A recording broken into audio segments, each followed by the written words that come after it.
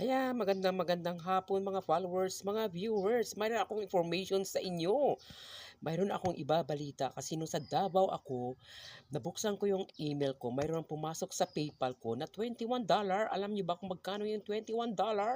Ay 1,200. Ayan, alam niyo mga viewers kung ano yung binili ko sa 1,200.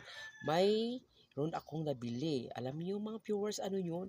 Mayroon akong nabiling mini karaoke. Ito ngayon nakikita ko kasi sa social media na usong-uso ngayon kahit saan dalhin na outing. Mag-beach ka man o kung saan pupunta, pwede mong dalhin at pwede ka nang kumanta.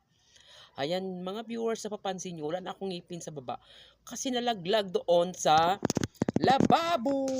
Ayan, hindi ko na nakuha kasi diretso na doon sa ilalim. Ayan, papakita ko sa inyo kung ano yung nabili ko doon sa one. Hello mga viewers.